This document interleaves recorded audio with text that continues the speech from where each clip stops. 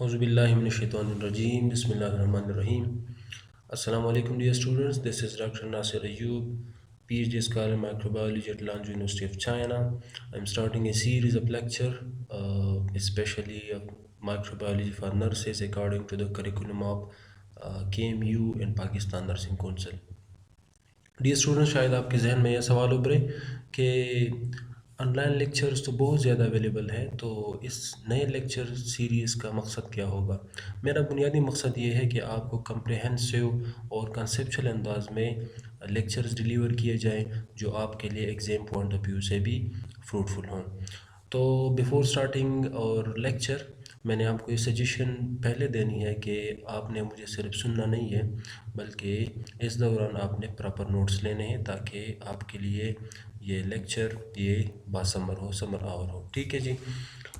تو this is chapter first and that is the introduction to microbiology. These are the contents that include introduction, importance of microbiology and nursing practice, contribution of scientists that include Leeuwenhoek, Francesco Ruddy, Louis Pasteur, Robert Koch, differences between eukaryotic and prokaryotic cell, properties of virus, nutritional requirements of microorganisms, classification of bacteria based on nutrition and morphology.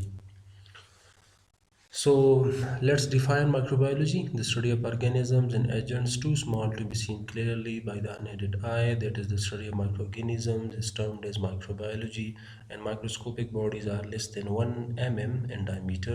Microbiology is a large discipline which has a great impact on other areas of biology and general human welfare. Dear students, ادھر مائکروبیولوجی کا definition کیا گیا ہے کہ ان organisms کا مطالعہ جو ہم اپنی نظروں سے نہیں دیکھ سکتے، اپنی آنکھوں سے نہیں دیکھ سکتے. جب تک ہم کسی انسٹرومنٹ کا استعمال نہ کریں، جب تک ہم مائکروسکوپ کا استعمال نہ کریں، تو اس مطالعے کو ہم مائکروبیولوجی کہتے ہیں. اس برانچ آف بایولوجی کو ہم مائکروبیولوجی کہتے ہیں.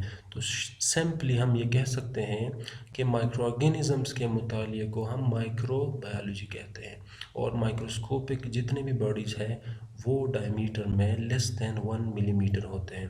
اور مائکروبیولوجی یہ کوئی آئسولیٹڈ سبجیکٹ نہیں ہے، بلکہ یہ بہت لارج ڈسپلن ہے اور دوسرے لائنز کے ساتھ کافی لنک اس کا بنتا ہے. چونکہ آپ نرسنگ کے اسٹوڈنٹس ہیں، نرسنگ کو پڑھ رہے ہیں، نرسنگ کو آپ نے سلیکٹ کیا ہوا ہے ایز یور کیریئر، تو میں آپ کو بتاتا چلوں کہ مائکروبیولوجی اور نرسنگ کا بہت اسٹرانگ لنک بنتا ہے.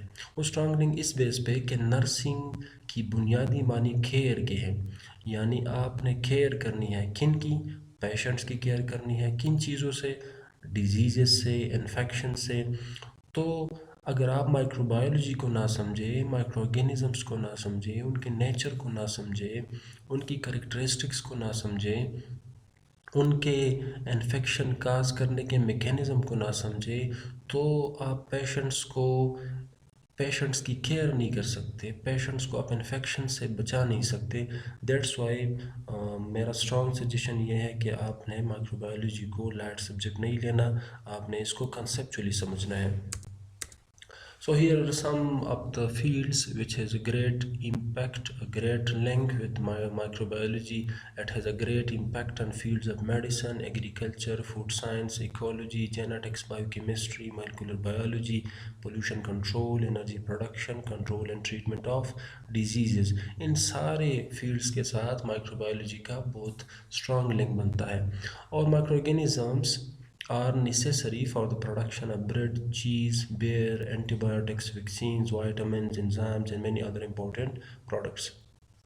مائکرو آرگینزمس یا مائکرو بایولوجی کے حوالے سے تو اکثر اسٹوڈنٹس کے ذہن میں یہ ہوتا ہے کہ مائکرو آرگینزم نے کوئی فائدہ مند کام نہیں کرنا، بلکہ اس نے ہمیشہ نقصان ہی دینا ہے، اس نے ہمیشہ انفیکشنز کاز کرنی ہے، اس نے ہمیشہ انسان کے لیے چیلنجز کھڑی کرنی ہے. لیکن مائکرو آرگینزم کے فائدے بھی بہت ہیں. آپ ادھر دیکھ رہے ہیں کہ پروڈکشن آف بریڈ ہو گیا، چیز ہو گیا، بیئر ہو گئی. اینٹی بایوٹکس جو کہ میڈیکل فیلڈ میں ایک ریولیوشنری ڈسکوری ہے، اور یہ اینٹی بایوٹک سب سے پہلے الیگزینڈر فلیمنگ سائنٹسٹ اور ریسرچر نے وہ ڈسکور کیے تھے. اگرچہ یہ ایکسیڈنٹل تھی کہ اس نے فنجائی کو گرو کیا ہوا تھا، اور فنجائی کچھ ایسے میٹابولائٹس وہ سیکریٹ کر رہے تھے جو بیکٹیریا کو کل کر رہے تھے. تو یہ تو ایکسیڈنٹل ڈسکوری تھی، لیکن پوری انسانی تاریخ میں اس کے بہت زیادہ اثرات ہیں. اور ان اینٹی بایوٹکس کے بنانے کے بعد، اس کے ایجاد کرنے کے بعد، انسان اس کے قابل ہوا کہ وہ بیماریوں کا علاج کر سکے. ویکسینز ہو گئی. آج کل تو کووڈ کا سامنا ہم کر رہے ہیں، تو ویکسین تو جانی پہچانی چیز ہے. اور ان پہ بھی مائکرو بایولوجسٹ اسپیشلی وائرالوجسٹ کام کرتے ہیں. خاص کر یہ جو کورونا کے جتنے ویکسینز بنے ہیں یا بن رہے ہیں، تو ان پہ وائرالوجسٹ کام کرتے ہیں.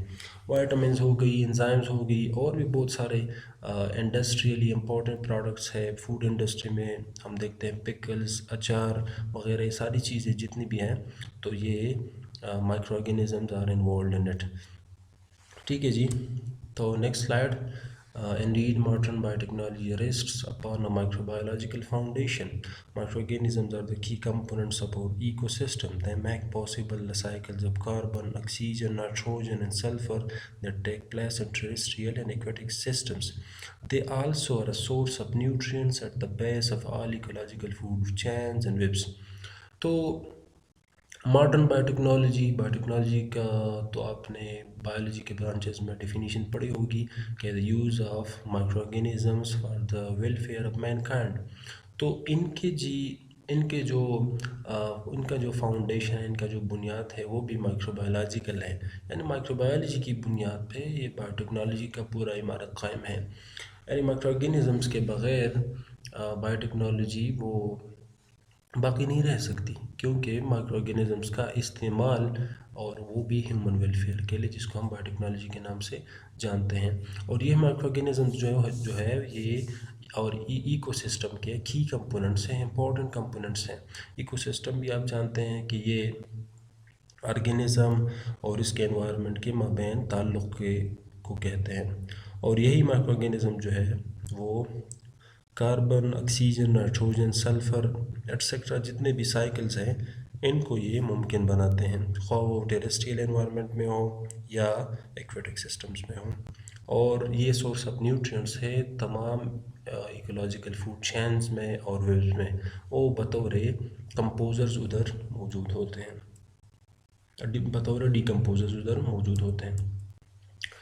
Of course, microorganisms also have harmed humans. In 1347, plague or Black Death struck Europe with brutal force. Only 4 years later, the plague had killed one-third of the population, about 25 million people.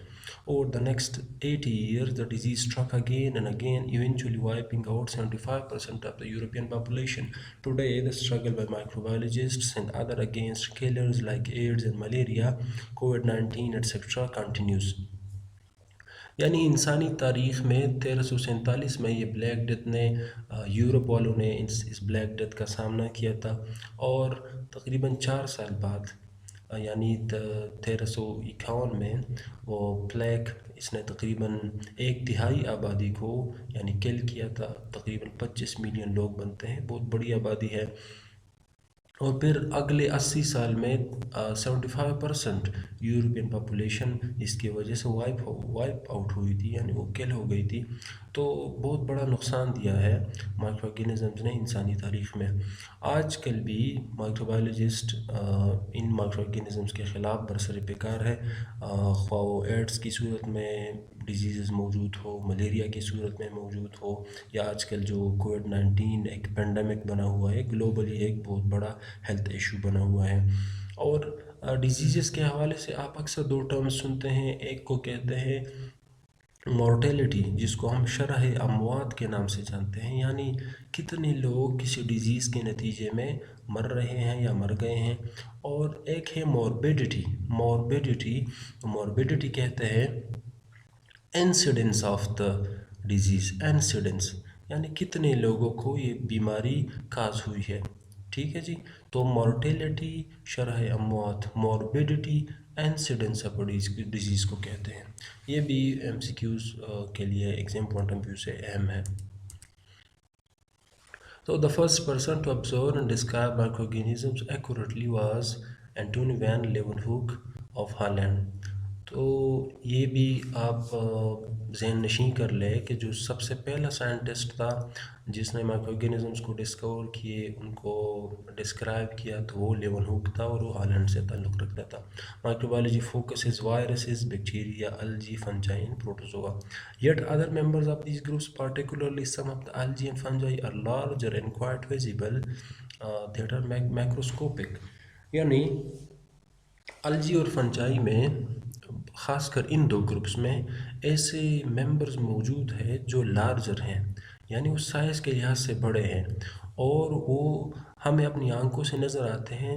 تو ایسے organism کو ہم microscopic کہتے ہیں. ایک term ہو گیا microscopic, دوسرا term ہو گیا میکروسکوپک. تو مائکروسکوپک وہ آرگینزم جو مائکروسکوپ کے بغیر نظر نہ آئے.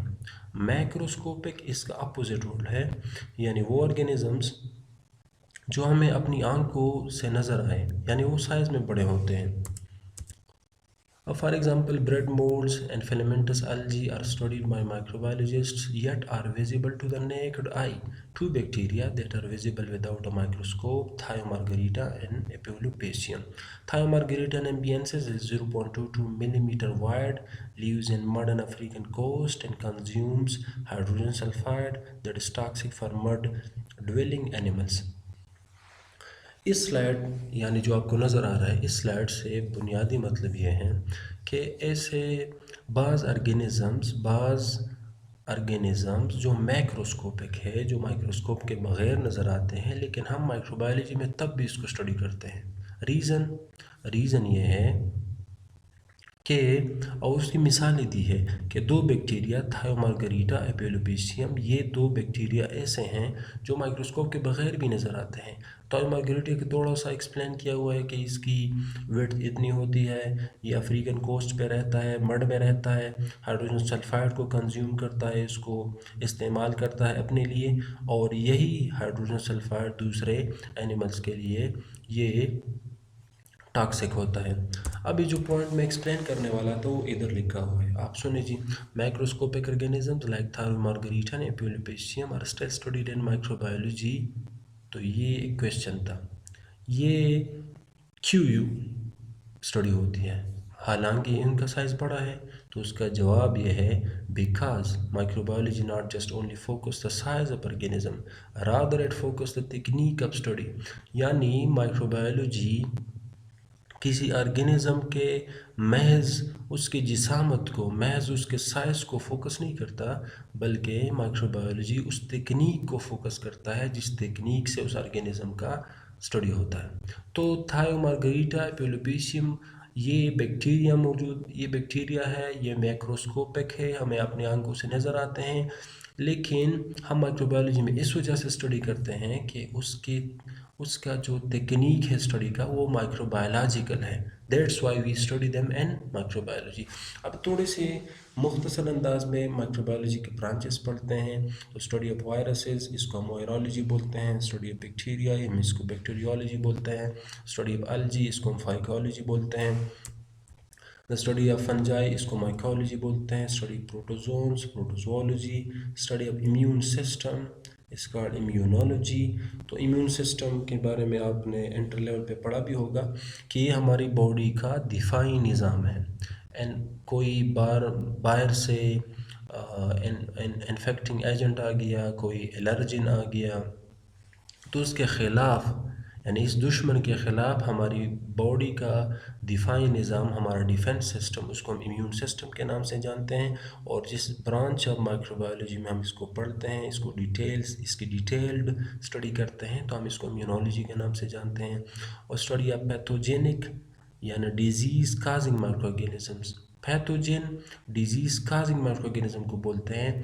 اس کا اسپریڈ کیسے ہوتا ہے، اس کے ڈائگنوسس کیسے ہوگی، تو ہم اس کو میڈیکل مائکروبایولوجی میں ڈیٹیلڈ اسٹڈی کرتے ہیں.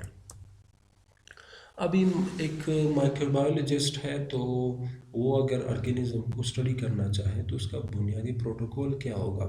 تو microbiology protocol the microbiology protocol to study organisms. A microbiologist usually first isolates a specific microorganism from a population and then cultures it. تو سب سے پہلا جو مائکروبایولوجسٹ جس اسٹیپ کو اختیار کرتا ہے وہ ہے آئسولیشن. اور آئسولیشن کی اردو میں معنی ہم کر سکتے ہیں تنہائی. تو یعنی ایک مائکرو آرگینزم پاپولیشن میں رہتا ہے، ایک آبادی میں رہتا ہے، ایک مکسڈ پاپولیشن میں رہتا ہے، اس میں بہت ساری اسپیشیز ہیں. تو ہم اس ٹارگیٹڈ بیکٹیریا کو، اس ٹارگیٹڈ مائکرو آرگینزم کو آئسولیٹ کرتے ہیں، اس جگہ سے تنہا کرتے ہیں، اس کو ہم آئسولیشن کہتے ہیں. اینڈ دین کلچرز اٹ، اور اس کے بعد اس کی کلچرنگ کرتے ہیں. کلچرنگ مین اس کو گرو کرنا. تو یہ دو سٹیپس ہو گئے. اور اس کی مزید ایکسپلینیشن کہ in natural habitats micro organisms usually grow in complex mixed population containing several species. This presents a problem for the microbiologist because a single type of microorganism cannot be studied adequately in a mixed culture. یہی جو بنیادی مقصد ہے کہ natural habitats میں micro organism complex اور mixed populations میں رہتے ہیں، اس میں بہت زیادہ اسپیشیز ہوتی ہے. تو یہ مائکروبایولوجسٹ کے لیے ایک مسئلہ ہے.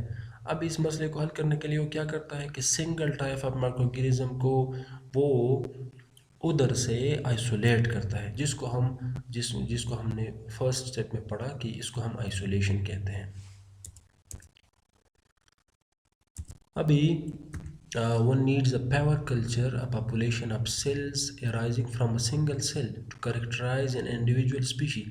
ابھی ایک قسم کے ارگینزم کو، ایک قسم کے مائکرو ارگینزم کو، ایک قسم کے بیکٹیریا کو اگر ہم کریکٹرائز کرنا چاہیں، اس کی خصوصیات کو جاننا چاہیں تو ہمیں پیور کلچر چاہیے ہوگا. اور پیور کلچر کسے کہتے ہیں؟ جس میں ایک ٹائپ آف اسپیشی ہو، ایک قسم کا مائکرو ارگینزم ادھر موجود ہو. اور ہم اکثر کالونی کا نام بھی سنتے ہیں، تو اس کو بھی ڈیفائن کرتے ہیں کہ میکروسکوپیکلی ویزیبل گروتھ اور cluster of micro organism on a solid medium is termed as colony.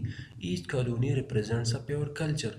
یعنی ایسا مائکرو آرگینزم کا ایسا گروتھ جو ہمیں اپنی آنکھوں سے نظر آئے اور وہ سالڈ میڈیم پہ موجود ہو، تو ہم اس کو کالونی کہتے ہیں. اور ہر کالونی وہ ایک پیور کلچر کو ریپرزینٹ کرتا ہے.